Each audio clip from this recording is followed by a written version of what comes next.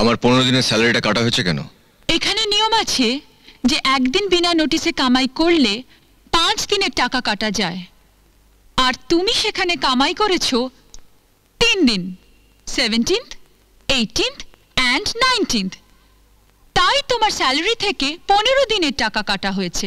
Very simple.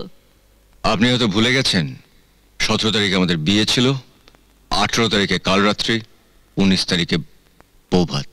এটা তোমার ব্যক্তিগত ব্যাপার। কোম্পানির ম্যানেজিং ডিরেক্টর হিসেবে তো আমি তোমার জন্য কিছুই করতে পারবো না, কিন্তু তোমার স্ত্রী হিসেবে আমি অনেক কিছু করতে পারি। এখানে তোমার প্রয়োজনের অতিরিক্ত অনেক টাকা আছে, তোমার যত খুশি তুমি নিয়ে নাও। থ্যাংক ইউ মিসেস মুখার্জি, কিন্তু আমি এমন স্বামী নই যে স্ত্রীর পয়সায় খাবো।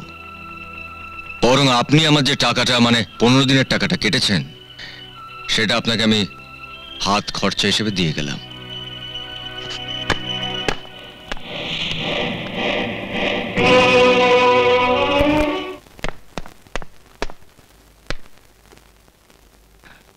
মা। সাগর,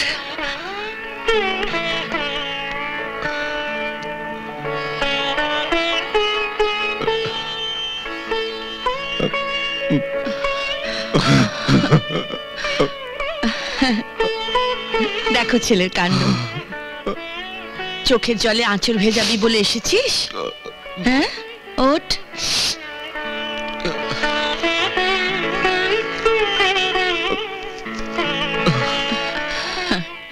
হ্যাঁ রে সাগর, বৌমা কেমন আছে রে?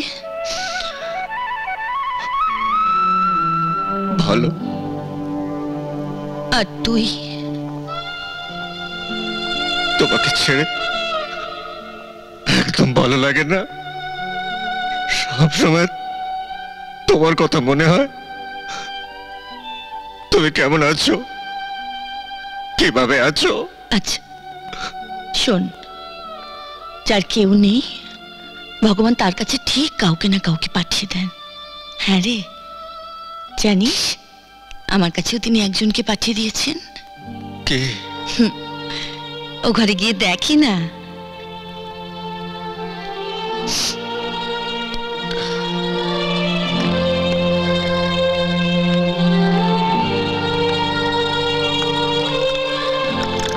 প্রিয়া, তুমি এখানে? প্লিজ সাগর, আমার কাছ থেকে এই অধিকারটুকু কেড়ে নিও না, তাহলে আমি খুব কষ্ট পাবো। সেই জন্য তুমি তাড়াতাড়ি অফিস থেকে রোজ বেরিয়ে আসো নিজের কষ্ট বাড়াতে? না সাগর, মাসিমার কষ্ট কমাতে। তুমি চলে যাওয়ার পরে মাসিমা খুব একলা হয়ে পড়েছিলেন। তোমার বন্ধু হয়ে আমি এটা দেখে কেমন করে চুপ করে থাকতে পারি বলো?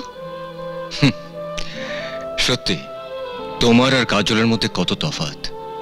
একজন আমার মাকে আঘাত দিয়ে খুশি হয়, একজন সেই আঘাতে প্রলেপ লাগিয়ে আনন্দ পায়। এই অন্য মেয়ের সামনে বউয়ের সমালোচনা করতে নেই। বউ, সব ঠিক হয়ে যাবে সাগর, দেখবে কাজল একদিন তোমার মনের মতন বউ হয়ে উঠবে। সেই তো তোমার কাছে এলাম ফিরে, যা ছিল স্বপ্নে দু চোখ ভরে, তাই তো সত্যি হলো ভালোবাসায়। বলো না